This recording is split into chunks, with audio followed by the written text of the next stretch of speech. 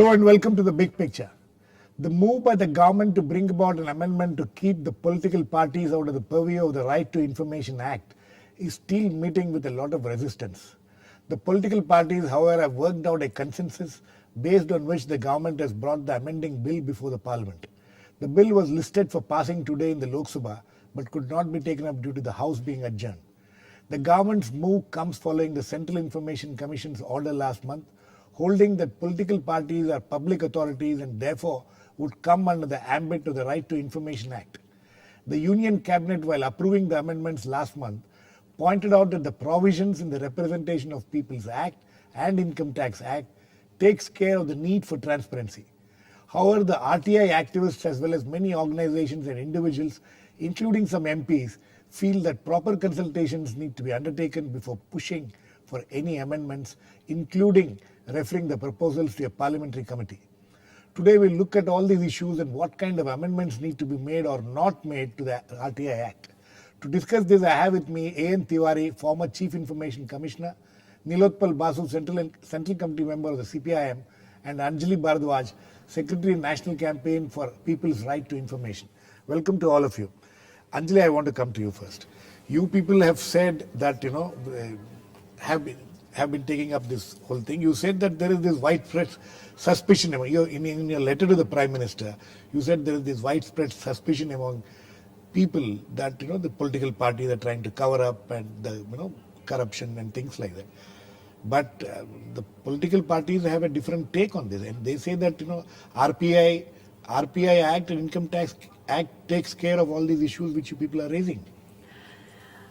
Look, the reason why we've been saying that people have this suspicion that political parties want to stay outside the ambit of the Right to Information Act and therefore don't want to be transparent to the people of this country is there are several reasons for it. The first reason is that when the CIC order was passed, the first set of arguments that political parties put forth included the fact that they are already, they don't have to be under the Central Information Commission, yes, which is another statutory body. They are already accountable to the Election Commission and to the Income Tax Department.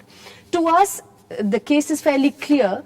The being under the purview of the Right to Information Act, in fact, makes political parties accountable and transparent to the people of the country directly. It's another law in the country, and being under this law doesn't make them accountable to the CIC. It, in fact, makes them accountable to the people of this country. Now, one of the arguments that the political parties put forth was that they are not really substantially financed by the government, yes, which is one of the grounds on which the CIC declared them a public authority. Right. Now, to us, the CIC has given several arguments to show why it felt that they are substantially financed. They get tax exemptions, they get lots of land from the government at subsidized prices, and therefore they are substantially financed. However, if political parties do feel that it is not correct interpretation by the CIC, really what is the recourse? The recourse should be with the courts. The Constitution provides political parties, any other citizen, any other organization in this country which is unhappy with the order of a statutory body, that it can approach the courts, it can challenge its orders in courts. What we would have expected then was that political parties would have approached the courts.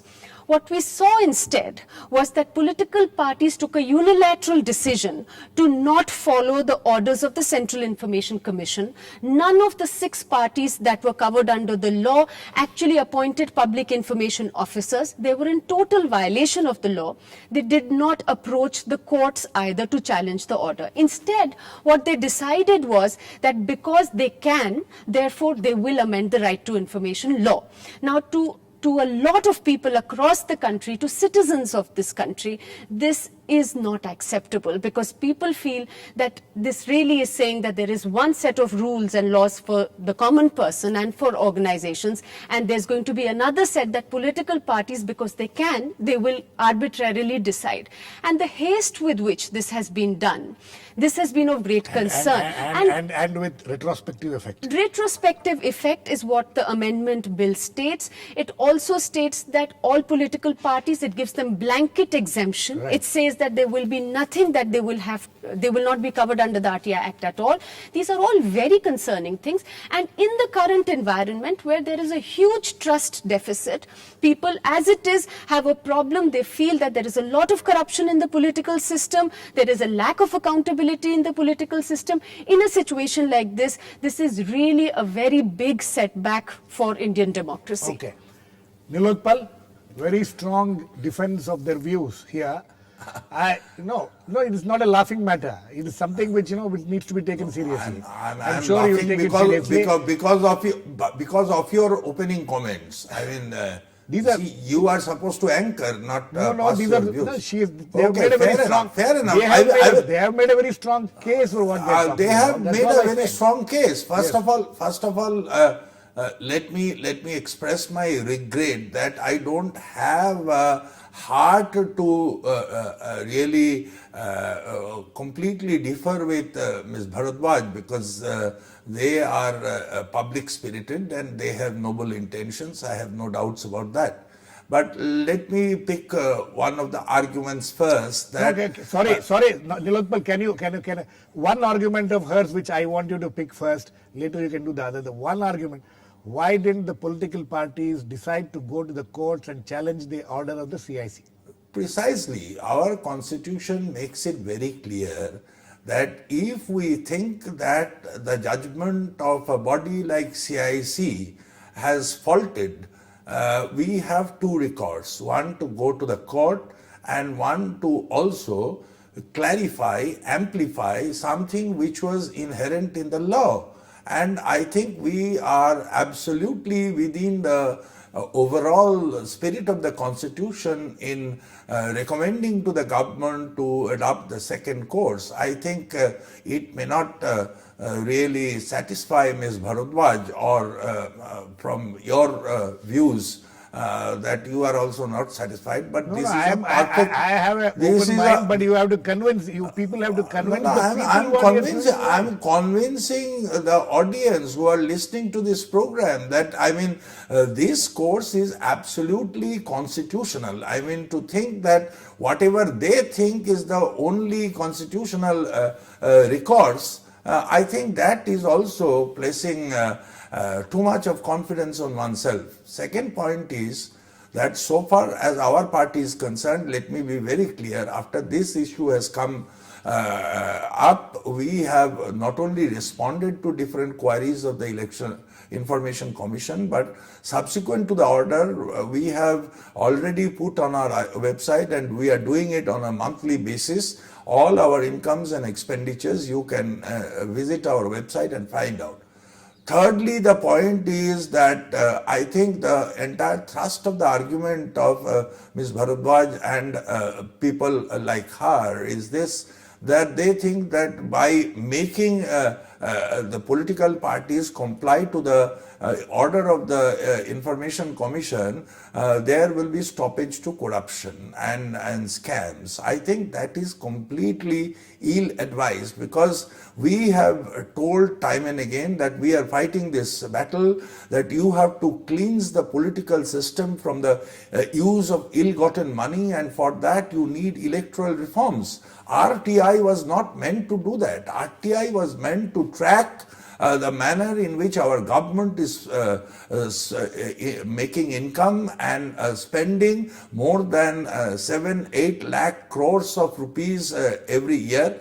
In the beginning, in the 1950s, it was barely 4,000, 5,000 crores. Now, this whole new debate that they have started is completely diverting the entire thrust of the requirement, which prompted the RTI bill and for which all of us fought. Okay, Nilotpal, the fact of the matter is we're talking about the government spending. The root of the government in a parliamentary party kind system is the political parties. Anyway, I'll come back to you, Mr. Tiwari. You think what Nilotpal is talking, he's talking on behalf of all the political parties here, because all of them have come together except a few individuals, MPs, who have raised certain objections to it. But do you think the Central Information Commission just stepped a little too far while declaring this as a Let public me authority. put it this way. Because this is what he says, that the Central Information Commission, the order of the Central Information Commission was just, it was stepping out of its limits. There are larger issues involved. Yes. First point is that transparency is an issue as a concept much larger than the right to information. Yes. Now, what is involved with the political parties is not so much the right to information, but their own transparency. Right. What has been made to appear is that because the political parties need transparency, the RTI should be applied to it. According to me, it is a flawed argument. It is not anybody's case that wherever transparency is required, stress the RTI. Therefore, while there is public sympathy to the fact that political parties must become transparent, Right. there was an order of the CIC about their income tax details being made public, and it was widely welcomed. Right. But this particular order of the CIC has not received as much approbation as earlier, because even Mr. A.J. Nurani, Pratap Bhanu Mehta, all of them have said that this order could have been more nuanced. Exactly. Because it overtly went and squeezed the political parties into the definition of public authority under Section 2H of the RTI Act, and there could have been better ways of doing it. Now, that better way lies in the RTI itself, under Section 2F, which gives to the CIC, power to direct any public authority to get any information, even if it is held in private hands, provided the law of that public authority enjoins upon it to collect that information. So how Now, I will give an Yeah, example. give what is the example? Example is like TRI or the other public regulators. They, like let's say Reserve Bank of India or the SEBI, they regulate brokers and others. Right. Now, brokers are private entities. Right. You will not get any information directly from the broker, Right. but you can surely get it from the regulator. Now, what has happened over a period of time is that CIC is a series of CIC orders have made the public regulator to strengthen its own processes. So in this case, do you think the Central Election Commission would be the right? If I wanted information about Let me put it in two a ways. political party, I go to the CEC or the income tax I will- authorities. if you but go- that's exactly what the political parties are saying. The political parties, like Communist Party, for example, Yes. when the last time this matter came about disclosure of the income tax matters, they said we have no problem disclosing it. there are All other political parties opposed it. Right. Already put up. Yeah, you have put up. I know. I've seen it. Yes. But all other political parties opposed it. But that order was never challenged. Right. Now, it would have been very right, as Ms. Bharadwaj pointed out, that government challenge it in the court of law. But the problem lies that CIC's orders are final orders. It is the final court of appeal for RTI matters, No, and so- it doesn't. Let me explain. So this. they couldn't have gone to the court. It cannot go in the regular process to the court, but goes under the writ jurisdiction of the High Court. Therefore, you invoke a totally extraordinary jurisdiction, but not the normal jurisdiction. What is the problem in The problem invoking is an extraordinary that jurisdiction? RTI, the matters under the writ, they are becoming multiple matters, and the manner in which the courts approach writs, it's slightly different from what the RTI appeals are approached. So anybody is free to go. Everybody who wants to go to the court now invokes the writ jurisdiction. Yeah, exactly. But the law says that the order of the CIC will not be challenged in any court of law. It is almost like the CAT, where the CAT is the final court of appeal, but even CAT's jurisdiction is now taken over by the High Court through its writ jurisdiction. This must have been discussed, and you people Absolutely. must have. There are 3 points broadly that Mr. Basu and Mr. Tiwari raised, to which I thought I should respond. The first point, which Mr. Tiwari just mentioned, that one can only go in a writ petition, Right. I absolutely agree with that. But then I don't see what the problem with Exactly. that What is the problem? And it's not going to be the first case where this happens. Very regularly, public authorities, whether they are the government or they are non-government organizations that are substantially financed, they regularly oppose the CIC's or challenge the CIC's orders in a writ petition in several courts. So this is not the first time this would happen, and therefore that was a recourse that was available to political parties, which if they had a problem and they wanted to challenge the order of the CIC, they ought to have taken to in our view. The second point, which was made also by Mr. Basu, is that he said that the right to information, the intention of the right to information legislation was only transparency in government. Exactly. Now, I beg to differ there, because if one looks at the preamble of the Right to Information Act and one looks at the rationale for the law, it really talks about transparency in governance, not government. And if one looks at who is controlling the government today, it's really an instrumentality of a political party, the ruling political parties in this case, the coalition. And also, if we look at the functioning of the parliament, for example, under Schedule 10 of the Constitution, where parties regularly issue whips and therefore they decide what legislations will be passed which will govern the people of the country, they sort of decide whether the parliament will function, what will ruling parties constantly decide what will be the development priorities that will be taken up. I think it's only fair that people in a democracy, and if we want an informed citizenry, they need to have information on what political parties do. And whether we like it or not today, in our country, most people vote for political parties rather than individuals.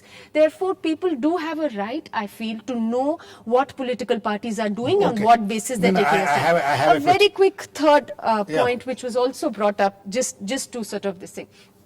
The point of 2F, which was mentioned, that should political parties should information be sought from them under 2F, therefore go to the Income Tax Department and go to the Election Commission and ask for that information, or should they be directly public authorities?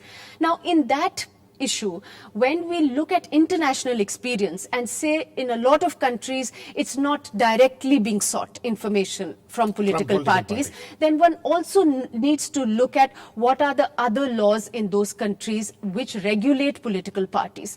Unfortunately, the experience in India is that the laws which determine what information will be collected by these bodies is very different from international experience. No, but I mean, related to what you are saying, I have a question to you people, to all of you who are demanding that, what is it that you want from political parties? What, as an RTI activist, what is it that you people want from political parties? I think, and which is not being available now? I think the germane question is that should political parties be transparent? Do people have a right to know what political I want parties are doing? Specifically, what is it that you let me when say, you talk of transparency? Well, when one talks about transparency, certainly people want to know where is the funding for political parties coming from. People want to know how election expenditure is happening, what are their expenditures. So finances people want to know, but it is not limited to finances alone. People do want to know that when political parties make promises in their manifestos, on what basis do they decide which promises they will fulfill, how they prioritize. People have a desire to know that if a political party goes out and asks for vote on certain basis, how do they give out even tickets to their candidates? Because after all, this is a contentious issue. You're given two issues. One is promises. The second is how tickets are distributed. Anything else? Finances, I talked about finances of political parties. So all of these issues, which basically means that people really want to know from political parties everything about their finances, and have a lot of issues on which even non-financial matters, on which they would want information. Non-financial matters. Nilotpal, if I'm not wrong, and if I understand the political party's argument, the problem is with these non-financial issues which these people are talking about, right? Now, thankfully, Ms. Bharadwaj has spared me this difficulty of at least questioning the constitutionality of our asking the government to bring an amendment to amend the law. First thing I would like to say, this second argument that she was really pointing out and laying bare, You see, political parties have a election manifesto with Yes. which they go to the people, where they list out, I mean, what are the kind of things. And I think on a daily basis, in any political party's website, or if you listen to debates like this where I am representing my party, you can find out that what are our priorities, what is our analysis of the world and the economy of the country, and we make it very plain that why we are stressing on a certain point, why we are not stressing on a certain point. Now, how we arrive at such conclusions? Now, this is, I believe, a prerogative of a political party, because it is a voluntary association of individuals who have come together on the basis of a certain ideology and a program. I think people are more interested in what message the political parties carry to the people, and the extent to which, but why they have done this, then they have to join that particular political party to understand the full process, because nobody else can be privy to that kind of internal discussion. And this is precisely what we are opposed to, that you see, why you have chosen candidate X instead of the possible candidate Y or a possible candidate Z. I think this is a very strange question, and I am sure so far as far, I think nobody is going to take that very seriously. Okay.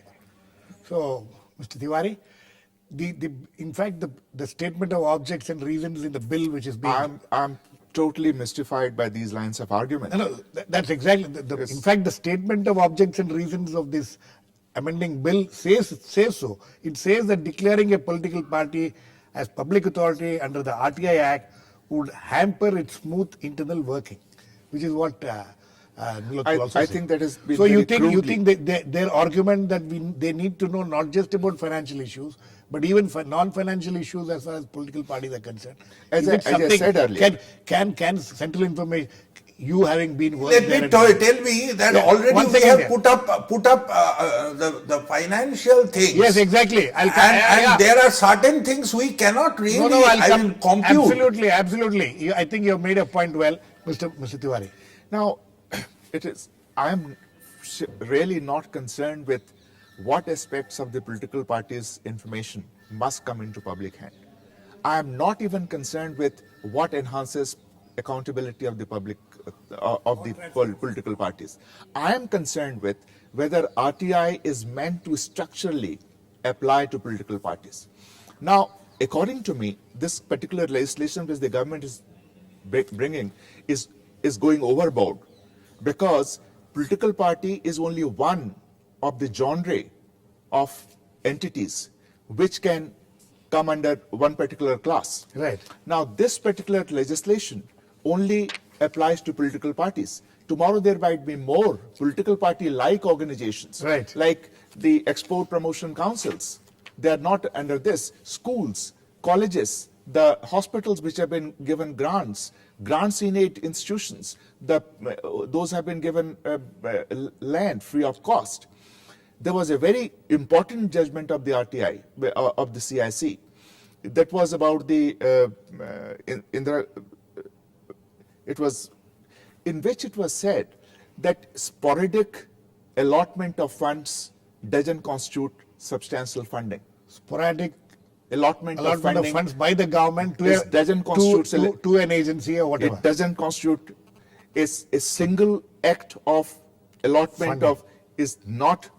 This is what Pratap Bhanu Mehta wrote in his article, saying that when the CIC already had an order like that, without even saying that we disagree with this order, they have come out with another order. Which You're talking to the government? the CIC. The CIC. CIC came out with another order. Let me try to understand what you're trying to say. Point one you're trying to make is that the CIC's order No, let me was say, avoidable. let me word it properly. Yes. I am saying structurally the RTI is meant to apply to what the preamble says, to government and its instrumentalities. So political parties, according to you, does not come Does under the not, power. that is one. Okay. The whole structure of the RTI law is, it militates against the concept of applying it to the political parties.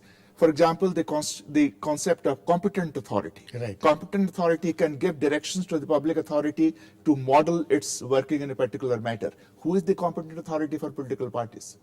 The whole set of exemptions under Section 8. Please tell me, even one of them could apply to political parties. All of them are meant to apply to state institutions. The process of penalty which the CIC imposes for default under the RTI Act, the orders invariably contain, please credit this in treasury account number so-and-so and deduct it from the salary of so-and-so who is at fault. What are you going to do with the political parties? There are lots of structural issues about RTI. Now, this overemphasis. No, but you, sorry, because we are running out of time, I'm trying to cut you short. So are you trying to say that one, the CIC order itself is faulty? Second, the political parties need not have rushed and come to this consensus and try to bring about an amendment to the bill. I'm saying not it is flawed. I'm saying it is over-ambitious order. It could have been. The order is over-ambitious, and the reaction of the political parties is an overreaction. Equally overreaction. And this legislation is really going overboard.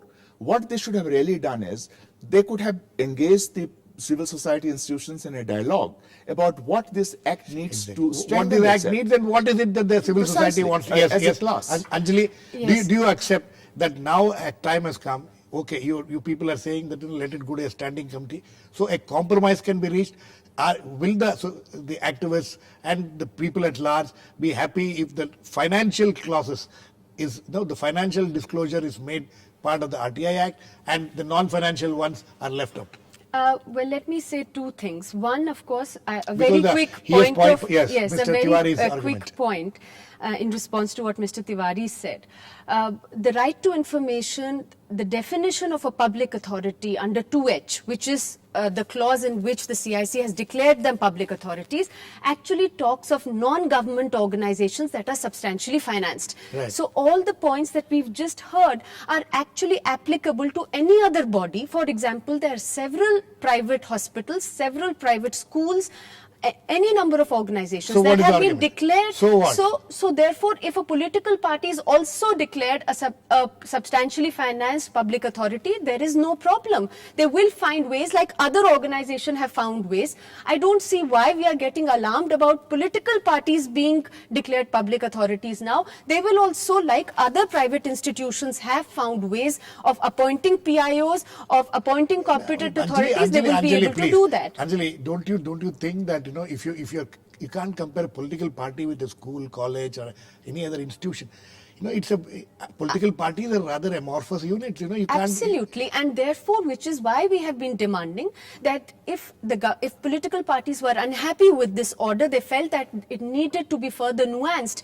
The place to do it in the parliamentary process is through the Parliamentary Standing Committee. Okay, we could have had discussions, Absolutely. and there No, I are agree. exemptions I agree under with you. Section 8 of the Right to Information Act. There are exemptions, for example, competitive interest, which Mr. Basu talked about, where they could keep certain information from disclosure. So okay, then there is some yes, Nilotpal, No, last words this- to you. Nilotpal, last words. Very quickly. We completely run out of time. Last What words the to you. suggestion to refer it to the Parliamentary Standing Committee, I am sure that the respective parliamentary groups of different political parties will take a view of that. And would you and your party No. support this this bill to go to 50 standing committee? I mean, Or any other committee? in the quest of Miss Bharadwaj to find out how a political party's views are formed, I think it cannot be done in a television studio. We will definitely take a view on that and come to a conclusion, and we will make that view public. Okay. I think on that note we need to end. It has been a very fruitful discussion today. The fact of the matter is that both sides have a point of view. So since those point of view have not been heard enough, so maybe going to a standing committee is the best option. Hopefully the political parties will take note of it. Thanks to all my guests, Nilotpal Basu, Mr. N. Tiwari, and Anjali Bharadwaj. Please keep watching. We'll come back with another issue, Big Picture, same time tomorrow.